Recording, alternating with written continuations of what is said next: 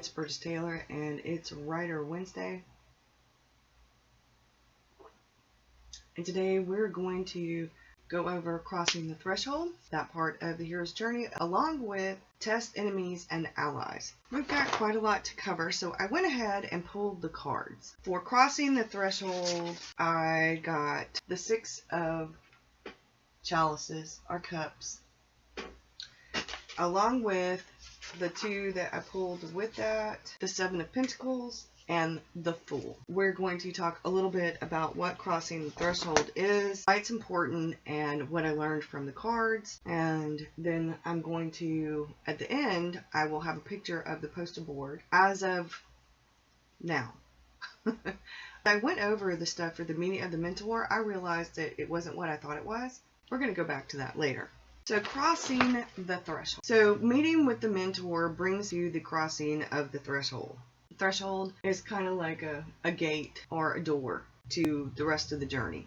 And the crossing of the threshold is actually a really important part of the hero's journey. Arwen says where you rehook your reader. If they're not fully invested yet, after the crossing of the threshold, they become reinvested. The crossing of the threshold sort of changes everything.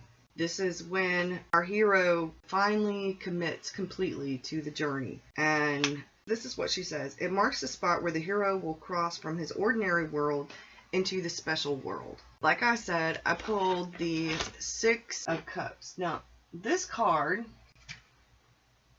when I first pulled it, I was like, oh, the cups are like love cards. But it's also nostalgia, remembering your childhood.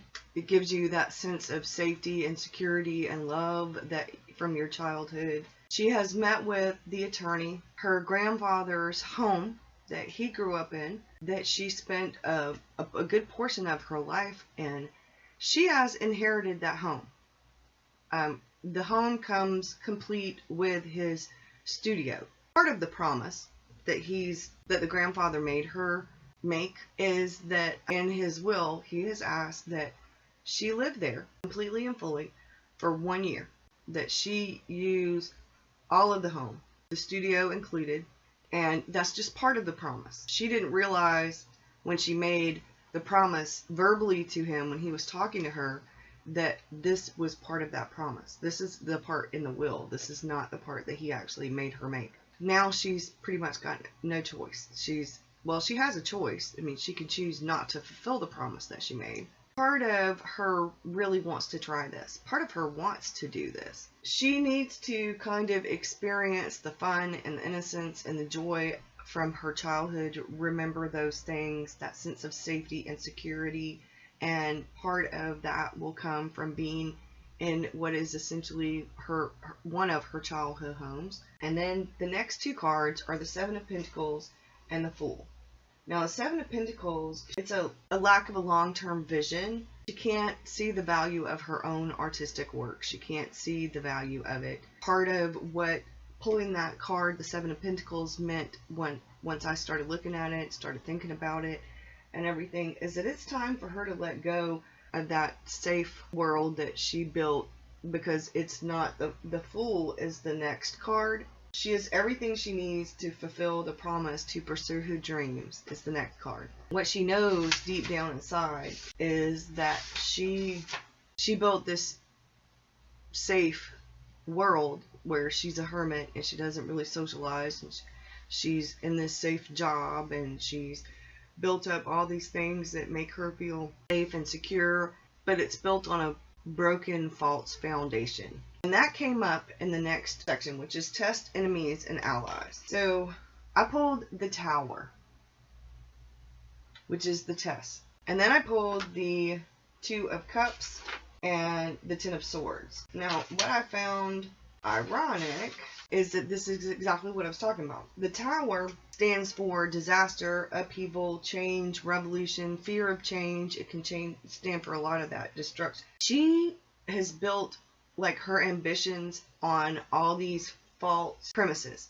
The false premise that it's safer to teach art than to be an artist. It's safer to not have friends and to not socialize and to be a hermit than to put herself out there. It's safer to live in this sterile, safe environment where she doesn't have to do anything or think about anything really that would be upsetting. She keeps her life very in little boxes. Eventually that's going to fall apart. I mean, we know what happens when you build a house on a broken foundation or no foundation. All this time she's been sitting safely within the confines of a false sense of security. And it was all based on these false beliefs. We're going to have an enemy. We're going to have these tests. And during these tests, she's going to realize that it's going to shake up all her beliefs. She's going to move into her grandfather's house. She's going to take a sabbatical from her job. She's going to start creating art again. She's going to realize that she had built her life on these false beliefs. I mean, having been raped and having lost her parents and her brother, and then having been raped, changed her tremendously, tragically. And so she's handled it in the best way that she can, which is to keep everybody but her grandfather at a distance, and to have a life that's completely what she feels like is safe, and that offers stability, and that keeps her from socializing, really. Then she's going to realize just how wrong she has been. Everything is going to be shaken up. Her beliefs are going to change. It's going to change her. And what the tower means is, with destruction comes creation. With chaos comes beauty. It's yin and yang. It's going to change everything for her. Now, the Two of Cups is the Allies card, and I'm doing this a little bit backwards because usually you do the enemies first, but I want to do the Allies card first. The Allies is, the Two of Cups is a love, it's an attraction, it's a relationship, a partner, it's beauty, it's power that comes from all of that, from the respect and the balance and the harmony of that kind of love. It's a very nurturing, creative, focused, inspirational, deep kind of love. Love interest, yes, the B story. She's going to meet him. And that's going to change things. And he is going to end up an ally of the best kind. But then here comes the enemies card. So the Ten of Swords, that's my enemies card. And that is a card of betrayal, of backstabbing, of unexpected failure, disaster, and she's going to feel like a victim again. But the picture that I got from that card is not the love interest. It's definitely not the love interest. It's somebody she thinks of as a friend. It's a betrayal. She doesn't have very many friends at all. But there is a few that she would consider friends, and one of those is going to betray her. We're going to get deeper into, the story. The person who raped her I need to pull a card for him. I haven't yet, because he's been on my mind and I keep picturing him. Is he coming back? Is he in prison? What happened? I want to know. That's where I'm at right now. I need to do the villain's journey. I've done most of the heroine's journey and I've done the hero's journey. Now I need to kind of pull the cards for the villain and the antagonist and find out what the deal is with that, and that's where I'm at. I think I've got several different things to kind of help me, because I am really a pantser at heart. I really, truly like to just sit down at the computer and write, but you can't do that really too well during NaNoWriMo, and I can't anyway, because I end up with a sagging middle. I end up lost in the middle. Even when I start and I go, okay, well, I know I have this beginning and I know I want this in the middle, and this is definitely my end. This helps me get from point A to point B to point D, but the villain is kind of throwing me for a loop, so I've just kind of been sitting on it, thinking about it, and it's time for me to pull a card and to do a spread on the villain and to go through the villain's journey and see what I learn about it. I pulled up information on the villain's journey.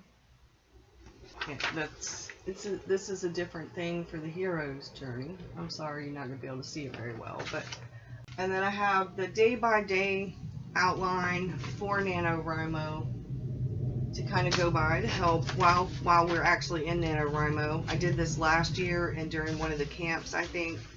It's a great little thing. It's from the betternovelproject.com. If you're interested, she's got it on there. She's got some really great information about outlining and how to write a novel and stuff like that. So that's it for me, y'all. Have a good one. I will be back with another video. I'm going to do a NaNoWriMo survival kit, and I'm going to do my villain, because after this we have approaching the inmost cave and then the ordeal. So I need before I do those, I really need to find out more about the antagonist.